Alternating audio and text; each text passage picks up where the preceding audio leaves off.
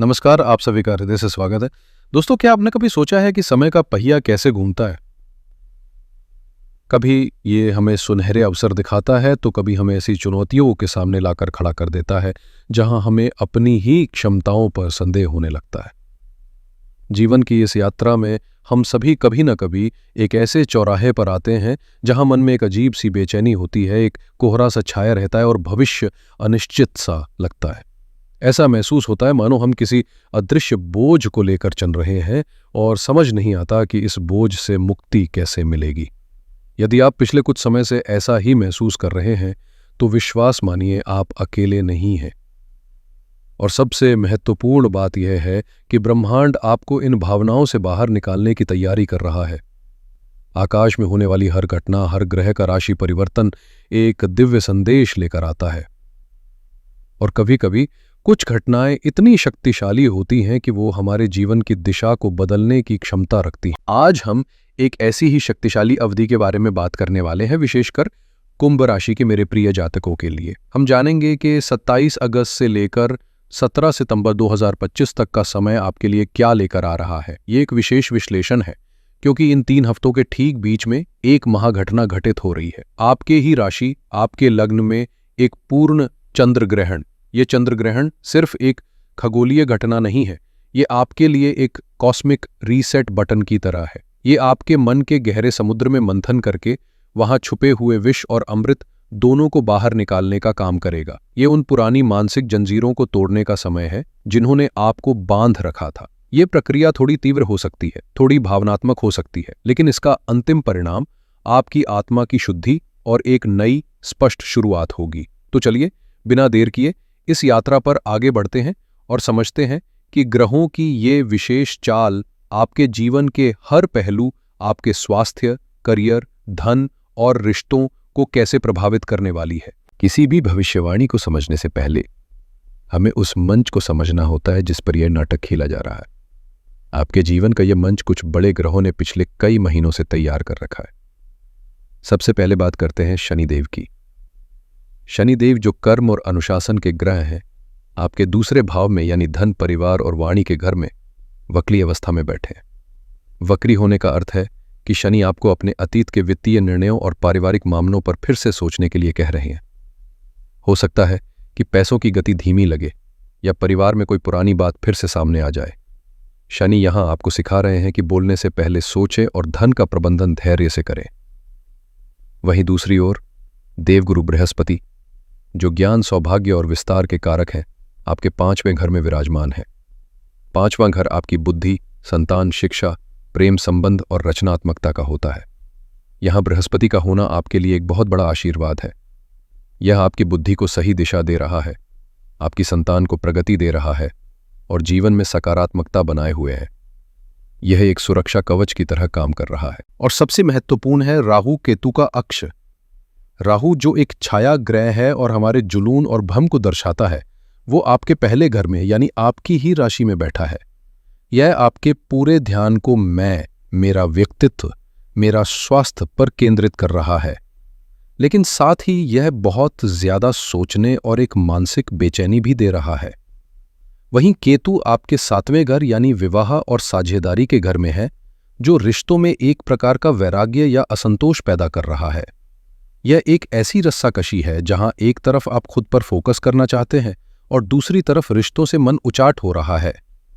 अब इस मंच पर 27 अगस्त से 17 सितंबर के बीच कुछ नए और महत्वपूर्ण खिलाड़ी प्रवेश कर रहे हैं, जो असली कहानी लिखेंगे। जैसा मैंने कहा, इस अवधि का नायक है 7 सितंबर का पूर्ण चंद्र ग्रहण। आपके पहले घर में, आपके शरीर, मन और आत्मा के घर में यह ग्रहण आपकी भावनाओं का ज्वार लेकर आएगा। यह आपके व्यक्तित्व में एक बड़ा परिवर्तन लाने का संकेत है। फिर है मंगल, जो ऊर्जा, क्रोध और साहस के ग्रह हैं। वो 28 अगस्त को आपके 8वें घर में प्रवेश करेंगे। 8वां घर आकस्मिक घटनाओं, रहस्यों, तनाव और परिवर्तनों का होता है। यहां मंगल का आना एक चेतावनी है कि आपको बहुत सावधान रहना होगा। लेकिन फिर 13 सितंबर को मंगल आपके 9वें भाव यानी भाग्य स्थान में चले जाएंगे और यही से आपके लिए भाग्य के दरवाजे खुलेंगे। ये एक बहुत बड़ा सकारात्मक बदलाव होगा। इसी दौरान सूर्य, बुध और शुक्र भी अपनी चाल बदलेंगे, जो आपके संवाद, आपके सुख और आपके रिश्तों पर सीधा असर डालेंगे। तो कुल मिलाकर इस अवधि की जो तस्वीर बनती है वो है एक गहरे भावनात्मक मंथन के बाद एक नई स्पष्टता का उदय। आपको अपनी मानसिक शांति को सबसे ऊपर रखना होगा, क्योंकि जब मन शांत होगा तभी आप आने वाले अवसरों का सही लाभ उठा पाएंगे। अब हम आपके जीवन के हर क्षेत्र में इन ग्रहों के प्रभाव को बहुत ही विस्तार से एक एक करके समझेंगे। चलिए सबसे पहले बात करते हैं आपके व्यक्तित्व, आपकी मानसिक शांति और आपके स्वास्थ्य की। ये क्षेत्र इस अवधि में सबसे ज्यादा प्रभावित होने वाला है। राहु आपके पहले घर में पहले से ही एक मानसिक दौड़ लगवा रहे हैं, एक रेस्टलेस एनर्जी दे रहे हैं। अवधि की शुरुआत से ही यानी 27 अगस्त से लेकर 6 सितंबर तक ये ग्रहण के निर्माण का समय है। आपको धीरे धीरे महसूस होगा कि आपकी भावनाएं तीव्र हो रही हैं। छोटी छोटी बातें आपको परेशान कर सकती हैं। नींद में भी कमी महसूस हो सकती है या अजीब सपने आ सकते हैं। ये ब्रह्मांड आपको तैयार कर रहा है। फिर आता है 7 सितंबर का दिन, चंद्र ग्रहण का दिन। ये दिन भावनात्मक चरम का दिन है। चंद्रमा आपके मन का कारक है और जब उस पर ग्रहण लगता है तो मन पे सीधा असर होता है। चूंकि ये आपके लग्न भाव में हो रहा है, इसका असर आपके शारीरिक स्वास्थ्य पे भी पड़ सकता है। आपको बहुत ज़्यादा एंजाइटी, घबराहट या पुराने दुखद विचार परेशान कर सकते हैं। मेरी आपको सलाह है कि इस दिन को बहुत ही शांति से बिताएं। किसी भी तरह के वाद विवाद से बचें, कोई बड़ा फैसला ना लें और हो सके तो हल्का भोजन करें और ध्यान करें। स्वास्थ्य के लिहाज से पेट, छाती और सिर से जुड़ी समस्याओं के प्रति सतर्क रहें। ग्रहण के बाद का समय यानी 8 सितंबर से 17 सितंबर तक धीरे धीरे स्पष्टता लाने वाला होगा। जैसे तूफान के बाद शांति छा जाती है, वैसे ही आपको महसूस होगा कि जिस मानसिक बोझ को आप ढो रहे थे वो हल्का हो गया है। आपको अपनी भावनाओं पर एक नई पकड़ मिलेगी।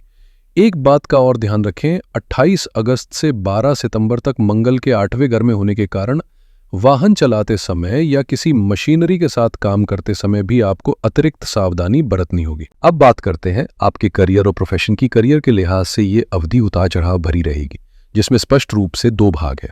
पहला भाग है 27 अगस्त से 12 सितंबर तक का। इस दौरान विशेषकर 28 अगस्त के बाद जब मंगल आपके अष्टम भाव में होंगे, आपको अपने कार्यक्षेत्र में अप्रत्याशित चुनौतियों का सामना करना पड़ सकता है।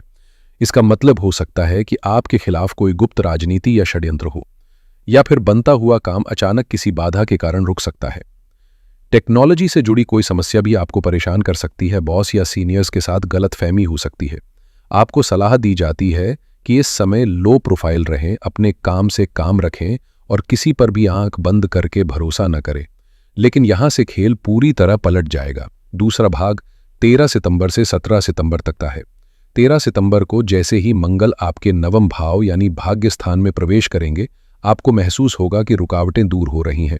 आपको भाग्य का साथ मिलने लगेगा, सीनियर्स का सहयोग मिलेगा। यदि आपने अतीत में कोई मेहनत की है तो उसका फल अब मिलना शुरू हो सकता है। बिजनेस में कोई नई डील फाइनल करने या नौकरी में बदलाव के लिए यह समय बेहद शुभ साबित होगा। 15 सितंबर के बाद शुक्र और बुध का गोचर भी आपके पार्टनरशिप्स और कम्युनिकेशन को बेहतर बनाएगा, जिससे व्यापारिक सौदों में आपको विशेष लाभ मिलने की संभावना है। अब आते हैं आपके धन, वाणी और परिवार पर। धन के मामलों में आपको शनि देव की सीख याद रखनी होगी, धीरज और योजना। दूसरे भाव में शनि का वक्री होना यह संकेत दे रहा है कि इस समय बड़े वित्तीय जोखिम लेने से बचें। किसी को उधार देने या किसी से उधार लेने के लिए यह समय अच्छा नहीं है। पारिवारिक खर्चों में वृद्धि हो सकती है। अपनी वाणी पर विशेष नियंत्रण रखें। शनि यहां आपके शब्दों को कठोर बना सकते हैं, जिससे परिवार में या बाहर आपके रिश्ते बिगड़ सकते हैं। हालांकि इस अवधि में कुछ शुभ योग भी बन रहे हैं। 3 सितंबर और 10 सितंबर को गजकेसरी योग का निर्माण हो रहा है। ये 2 दिन ज्ञान और विवेक से धन कमाने के लिए बहुत शुभ है।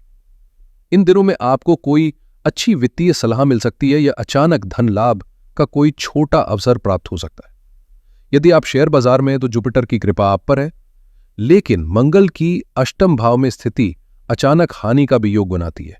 इसलिए 12 सितंबर तक बहुत सोच समझकर ट्रेड करें।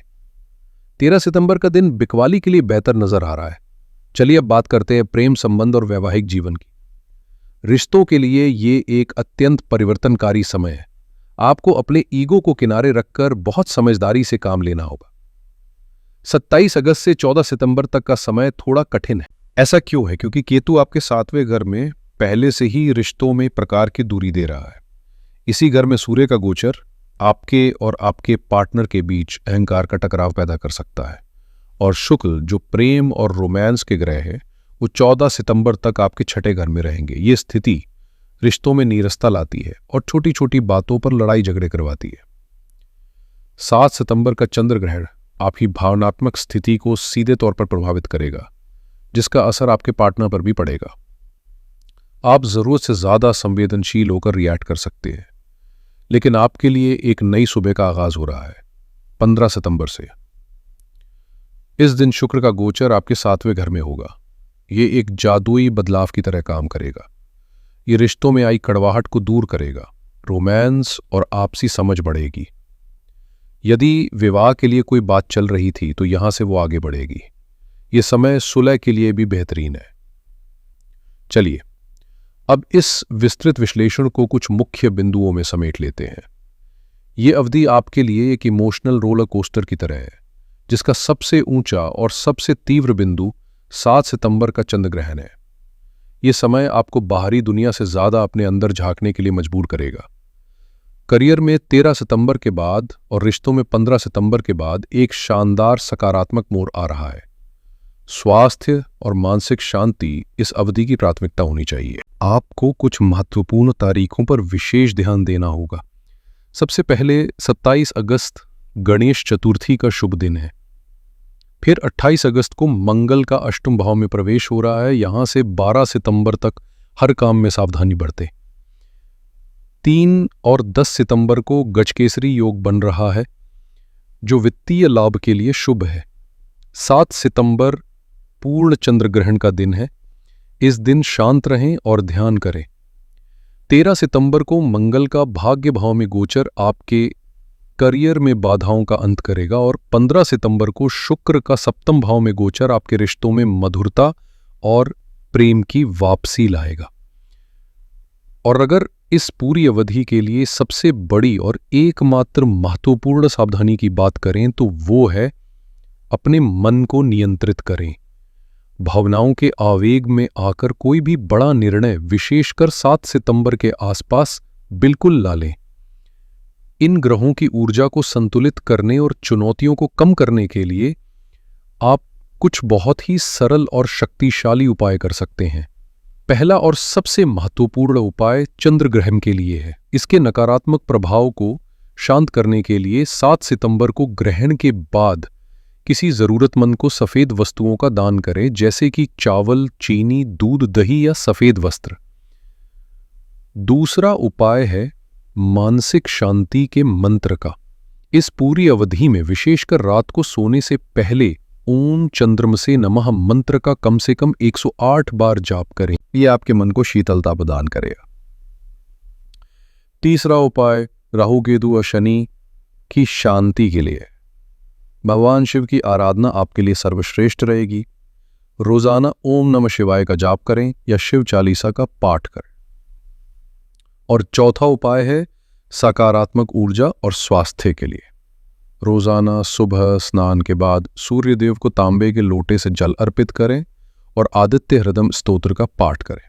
ये उपाय आपको अंदर से मजबूत बनाएगा। तो मेरे प्यारे कुंभ राशि के जातकों, ये आने वाला समय एक बड़े ब्रह्मांडीय मंथन का है। और याद रखिए, जब भी समुद्र का मंथन होता है तो शुरुआत में विष ही निकलता है, लेकिन अंत में अमृत की प्राप्ति अवश्य होती है।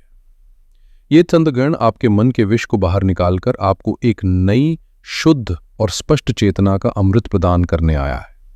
इस अवसर को स्वीकार करें और अपने सर्वश्रेष्ठ संस्करण को बाहर आने दें।